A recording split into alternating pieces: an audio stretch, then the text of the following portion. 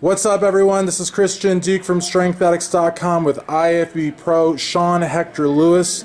Now, Shawn, you have an interesting story because you turned pro in figure, but you compete in bikini. How did that all happen? Well, I honestly still believe that I have the structure for figure. However, I am 5'9", so in order for me to put the mass on that I would need in order to compete and be competitive in figure on the pro level, it just wasn't something I wanted to do.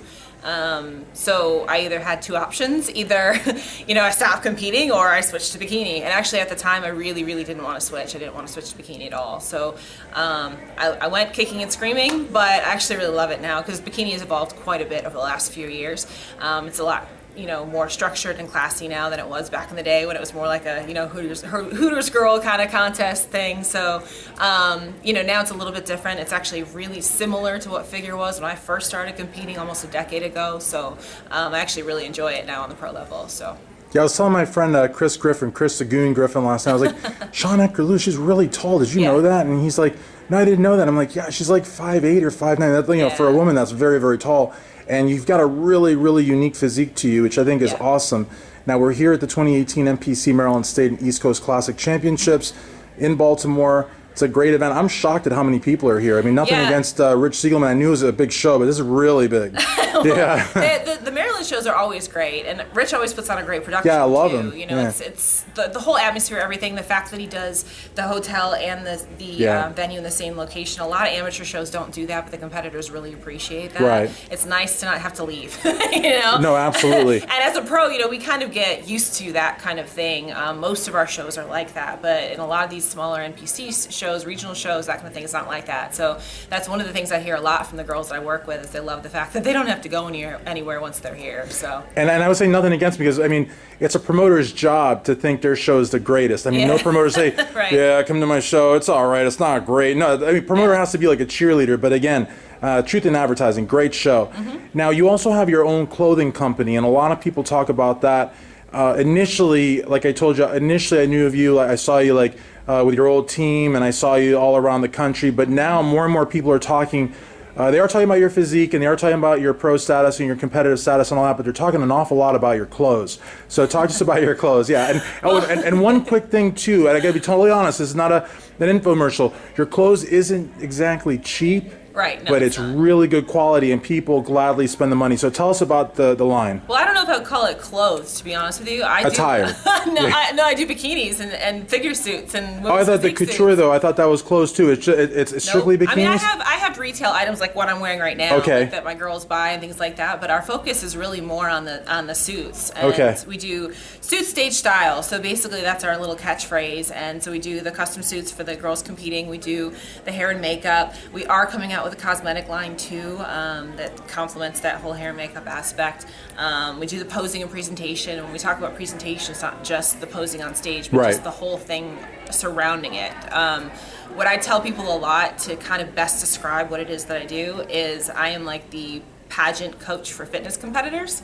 So I teach them the ins and outs. I teach them what to do when they have to go get their tan done. I teach them how to conduct themselves on social media and things like that. Sure. That's a real important life lesson. All of those things go into it, and just portraying the image that we want to portray. And fantastic. So that's all the things that we do. So the only thing I don't do is I don't do training and diet. I have never once prepped somebody for a show, and I have zero desire to do that. And see, if I think you're making clothes and other people might as well make clothes too. I mean, why not? Just expand the empire. That's the thing. We did have an actual clothing line a while back, and that was Brick Built Booty. I still do sell pieces from that here and there, but it's just really not our focus. It's just another piece of it. So now I have to say, some of the shots that you take with J.M. Mannion are insane. I mean, people are talking about them for like weeks and months and even years afterwards.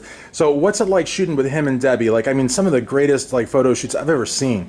Well, to be honest with you, it's like a family. Like, I know it sounds silly, and I know people say those things all the time, but it really is. It's a lot of fun. We laugh and joke the whole time. We've always done these pictures where JM's wearing his Batman gear and I'm wearing mine. It's fun, and Debbie's great at picking the right angles and light and all that kind of stuff. She's the one back there with the I was gonna say, like, I always aspire. I always aspire to be like JM or Amir or something like that. Then I see Debbie holding like this weird plate, like reflecting off the sun. She's the one that they take a all their punishment out on. So I think she gets revenge later on during the, yeah, after it's like the shoots. I see her and the whole crew. I'm like, I'll never be this good. Like it's just never possible. Yeah. Okay, and then so I am going to share this on the Mustard Development boards, and the two of us have taken a little bit of a beating there, but I think people like us. Like what do you? I don't think people like me. Well, I don't think they like me either, to be honest with you, but what's it like? I mean, like, again, like going back to what you had said about, you give advice to competitors about how to act on social media. And I think a lot of times, some of the biggest challenges to social media are how to deal with adversity or haters, if you will. Or so what's it like for you? I mean, what was it like for you over there? I mean, like, because I never really knew, and I figure what better person to ask than you? Well, to be honest with you, like, it's never easy. It's never easy to hear people talk crap about you. It's never easy to hear those things. But at the same time, I sit back and I can partition those things and say, listen, these people don't know me. They know me from what I decide to post on Instagram, which is strategically posted for specific reasons. Absolutely. And, they assume they know me from that, and I get that. And to be honest with you, a lot of times I feed into it because I think it's funny. But no, for sure. But at the same time, I mean, it's difficult. I am an older girl that has gone through this for a very long time. I've been in the entertainment industry since I was younger. Yeah. And so it doesn't shock me. I've been dealing with this ever since the internet first started, and I was a part of it. You know what I mean? Yep. So I guess I probably have a little bit of a better way of processing it than a lot of the girls that are just coming up and that are new in the industry and that are new trying to get out there and put themselves out there and things like that. I think I'm probably able to process it better than they are. I can't say that it doesn't bother me sometimes. I mean, it does. You would be a piece of stone if it didn't bother you. Exactly. You know what I mean? Yeah. So, but at the same time, I go through that emotion at the moment, and I'm like, and I just sit back and I see the reality of the situation. Sure. And I realize that they really don't know who I am. They really don't know me from the inside out. So they can think what they want to think, and I'm going to let them think what they want to think. And as long as they keep liking and viewing and posting my Instagram stuff, it just helps me out. Exactly. And like some people would say, well, why are you talking about that? Like, why ask Shawn this in such an upbeat interview? But the reality of the matter is that you are actually coaching people on how to behave online. And there's book smarts and there's theories, and then there's real life and applying what you know to how you live. So you're not just teaching people, hey, you should act this way, you should act that way. You're actually showing, you're leading by example. Correct. This is what I do, this is what works for me. Correct. And you're at the top of your game. You're shooting with J.M. Mannion, you've got your own bikini line, you're an IFBB Pro League pro.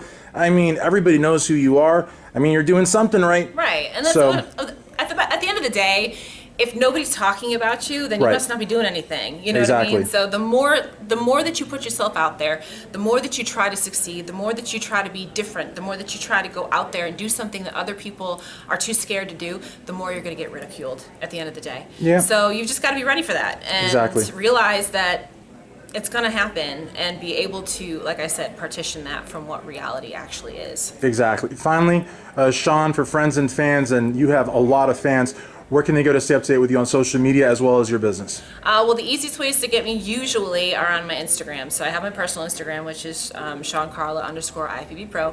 And then I also have my business Instagram, which is Shawn's Couture. Those are the easiest ways to get a hold of all of my other pieces of what I do. So that's usually where I direct people. Okay, fantastic. So thank you very, very much for taking the time to do this interview for IFBB Pro, business owner, inspirational, motivational speaker, Shawn Hektor-Lewis, Christian Duke, StrengthAddicts.com.